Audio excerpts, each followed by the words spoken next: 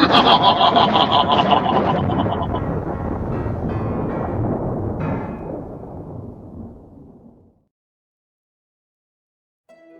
there, scary story fanatics. Welcome back to Cleaving Thought from Bone with your host, Sociopathic. Glad you're hooked enough to make a return. And speaking of returning to the hook, make like bait and dangle yourself in front of a twisted summer yet to come. The Meathook Chasm of Thatcher Park.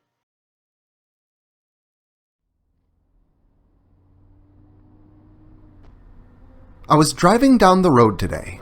Not the straightest or most traveled of roads, but familiar in its sentimentality, and I knew every twist and turn of its sun-bathed pavement path. I was in a little town called L.W.Suton, nestled in a valley surrounded by dense forestry and humble country abodes. The fields along the sides had already been harvested by their respective farmers, the rolling hills clipped and laid down, revealing a terrain that heaved and almost rippled outward in their great expanses.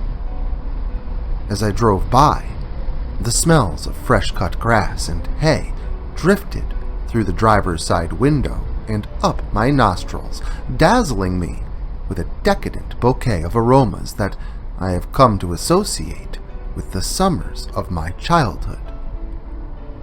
I was on my way home after work, enjoying the path I had already taken early this morning, and just like every time I passed by the place, a contrasting feeling of sorrow and dread washed over me when I drove by the little house, paint faded and chipped, that I almost knew as well as my own. It was Dave's house, and I'm not sure if his parents still lived there or not. I haven't stopped by since I was just a kid, before everything happened.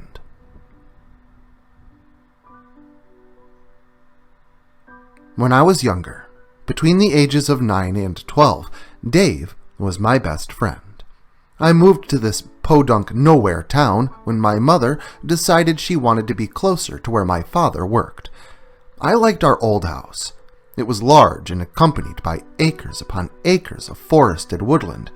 Here, our home was 3 times smaller and literally surrounded by flat fields of buckwheat as far as the eye could see. I didn't have much luck in my new school either. The kids were mean, and the teachers meaner. My mother even had to get involved due to being singled out and harassed by specific members of the faculty. But that's a totally different story that has nothing to do with this one. In short, I was introduced to Dave in 4th grade. Neither of us were well liked by our classmates, and we found a commonality in our being outcasts. These were the days that saw the birth of the Super Nintendo. By the time the original Mario Kart came out, I had already been friends with Dave for quite a long time. Sleepovers at his house and mine were not uncommon by then. Weekends were typically spent sleeping either in one another's bedroom, one person on the floor, or outside in tents, dependent upon seasons and weather. Dave and I would tell each other stories, mostly made-up scary stories. Mine derived usually from the movies I used to watch, delivered after we had decided to get some sleep. Okay, so we never actually decided to go to sleep. Usually Mr. Watrous, Dave's dad, would have to interrupt our hours of gameplay to tell us to do so. It was that one night at Dave's house, deep into match after match of Mario Kart Battle Mode, that we were told to do just that, and our deliberation of stories and personal experiences would begin. Again, we would keep each other awake for hours into the morning, laughing and carrying on, almost always having to be asked to go to sleep by Dave's parents. Of course, we never listened. We would just try and talk a little quieter and restrain our outbursts of laughter. I think I began the conversation that night with a made-up scary story that was really more funny than anything, and so insignificant that I don't even remember what it was about. Dave, on the other hand, told me a story afterwards that gave me nightmares that night, and has had an effect on me since then. The Meathook hole at Thatcher Park, Dave said. The what? What's a meathook hole? I asked him, knowing all about Thatcher Park, but never hearing anything of a meathook hole. And he responded with this tale. Thatcher Park is an expansive park, stretching the length of a couple of miles along a mountainous cliff face previously occupied by Native Americans. Evidence of their presence is still identifiable to this day.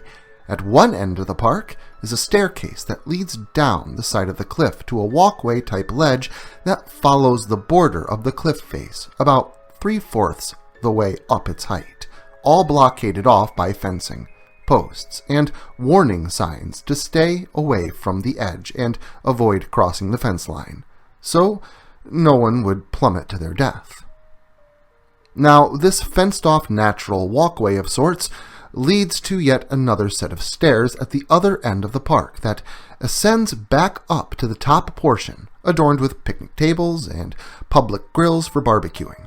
However, although the fence and stairs marked the end of what has been dubbed the Indian Walking Trail, the actual, natural, unfenced walkway continues past the fence and the stairs, stretching further along the cliff face than what is permitted to traverse by visitors. If you head up the stairs to the top of the park once again, walk to its absolute end, proceed to the edge of the cliff, past the fencing up top, and look down, you will see a hole in the flat rocks below, just a bit further down the cliff than the restricted portion of the walkway. Legend has it, and this is something I did follow up on and found to be at least an actual local myth, that years ago, a structure simply made of wooden posts and a crossbeam, crudely made from forest resources, stood over the hole, planted on either side. Above the pit itself dangled a large hook attached to the wooden supports. Native Americans found guilty of horrendous crimes were said to have been hung above the pit, the hook implanted deep into the cranial cavity at the back base of the skull, left to swing until the weight of their bodies would tear and drop into the pit, decapitating the corpse. The remnants of the victim, a standing testament, as the head swung back and forth over the abyss, still connected to the hook. Blood dripping from the neck would fall into the hole beneath, landing on and splotching the countless numbers of headless corpses that, some say, are still down there to this day. As strange as all this sounds, the legend gets stranger. People claim they have seen a Native American man in their dreams after landing eyes on the site known as the Meathook Chasm. This figure is almost always reported having long black flowing hair, his form silhouetted and shadowy in its mass, and always clutching something in his left hand, an object dangling and swinging beside his motionless presence. I've met a lot of people who claim to have either had this dream or know others who have, but all accounts that I know of describe the object as a meathook swinging from a short length of chain or rope. He never utters a word, but is always depicted as beckoning his victims without them. However, there are not many accounts for descriptions of these dreams, as it's told that those who see him in their sleep will kill themselves. Dave's vivid description would give me one hell of a nightmare that night, but it was what I learned the following day that has haunted me since.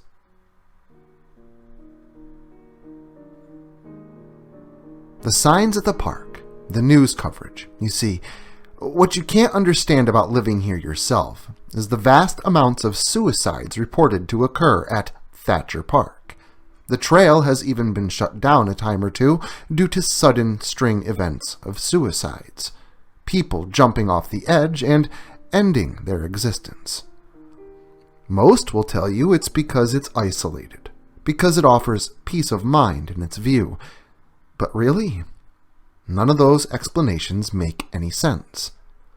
Well, Dave and I know better. Of course, the place being such a hangout for local outdoors enthusiasts and weekend picnickers, Dave and I would eventually find our way to Thatcher Park, this time with my parents. We were both 12 and Mom and Dad trusted us enough to hike off on our own along the top portion only and staying off the Indian walking trail. That wasn't a problem for Dave and I because we had a plan to walk to the end of the park, up top, sneak past the fencing, and look over the edge to view the Meathook Chasm. Now, I'm deathly afraid of heights, and I still am. But that phobia may have saved my life that day. More so than any other danger, it may have helped me to avoid throughout my life. We had made it, and the borders of the park deep in the woods. It was too difficult to scuttle ourselves under the fence and approach the cliff's edge on our bellies so as to lean over the side and realize our intentions. I chickened out. I mean, I didn't let Dave know it. I had gone right out to the edge, the Flora clinging to the side, insisted that I move forward just another inch or two to reveal that which lay below, and I honestly was just too scared to do so. "I see it," Dave said. "See, I told you it was real," he insisted. "Oh, yeah, man, that's creepy as hell," I told him, lying through my teeth, too terrified by impositions to reveal what he claimed to see.